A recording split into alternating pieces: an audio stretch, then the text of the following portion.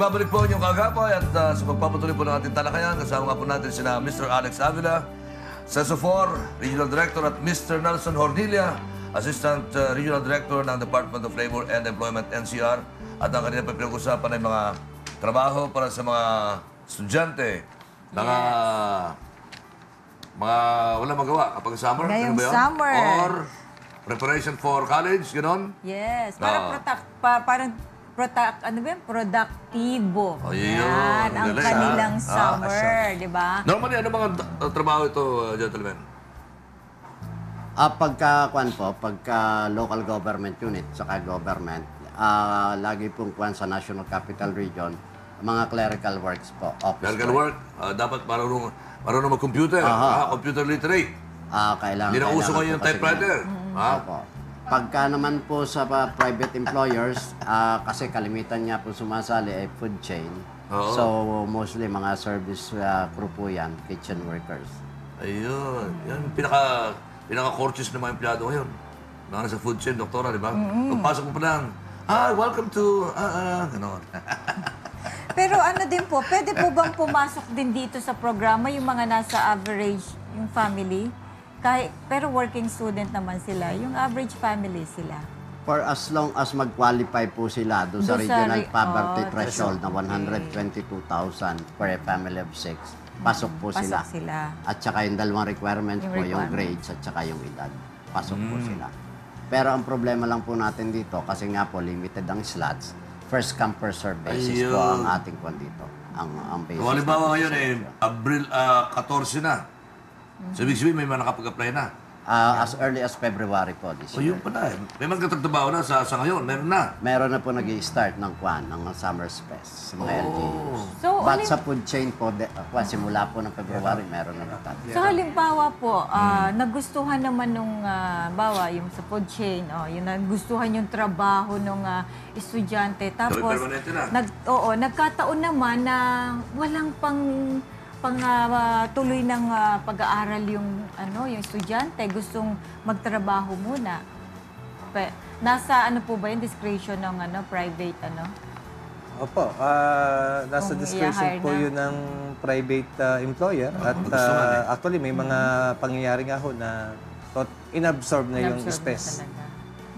Marami na rin hong graduate actually na nakatapos ng kanilang kurso sa pamamagitan ho ng programa. Mga ilan po sa isang summer ang nabibigyan ng trabaho? Diba, may summer na ito. Nakafocus po kasi pag summer, yung employers po mostly LGUs at saka government. Ang priority po kasi nila ay yung mga in-school youth na nagbakasyon.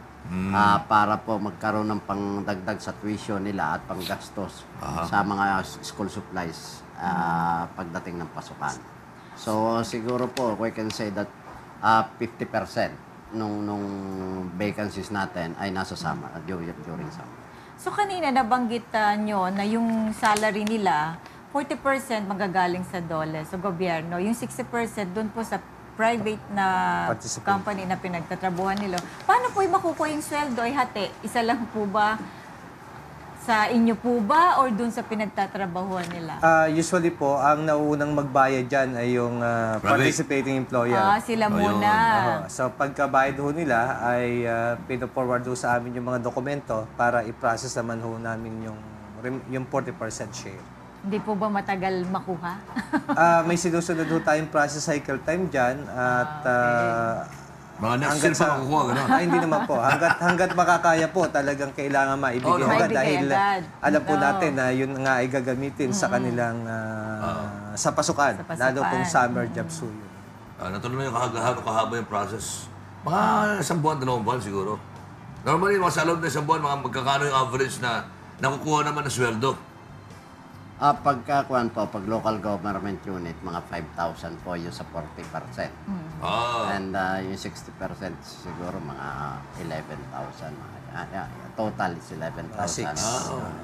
Mga 6,000. So, mga 11,000 a month, mga ganon? Mga ganun po. Okay, Kasi for 480 One. ang minimum Effective wage. April 4. Yun. Yung iba sobra pa ka sa minimum, di ba? Halimbawa po, natanggap sa trabaho pero hindi alam preggy, buntis. Yung po ba isa sa requirement? Di naman. Depende sa private, ano? Oo. Baka wala akong masyadong impact yun kasi maiksi lang naman ho yung Tama. araw. Yung araw. Usually sa LGU, 20 days ho yan. At, may maximum naman ho, 52 days lang. Sa ibang company. Pwede rin ba yung mga natigil sa pag-aaral? Halimbawa, natigil sa pag-aaral. Yung mga out of school youth ho, OSY, pwede rin po sila. May mga requirements din po. Kailangan lang i-comply. Di ba po pwedeng sa susunod naman meron tayong project para naman sa mga senior citizens na nangailangan din ng mga trabaho? Yung kaya pa magtrabaho. Nakita mo sa NLEX ba yun o sa SLEX? Yung mga kinuhang, o sa Startol yata. Mga kinuhang mga teller na mga bago, mga senior citizens, na kaya pang magtrabaho. Oo. Basta yung hindi masyadong gumagalaw, no? Hindi mabibigat. Pwede po ba yun? Ang kwan po naman kasi, especially sa call center, nag-hire po sila, wala sa kanila yung age requirement for as long as maganda po ang communication at hearing skills nila. Yes, in fact, meron kami kasamang reporter na medyo senior citizen na rin eh. Yun, nagtatrabaho sa call center. Okay, thank you, gentlemen. Yes, thank you so Mr. much. Alex Avila at Mr. Nelson Hornilia, salamat po sa inyong pagdalo sa aming programa at sa susunod ulit, pasilan niyo ulit kami dito. Thank you po. Maraming Thank you. Salamat. Wala kay Doc Daisy.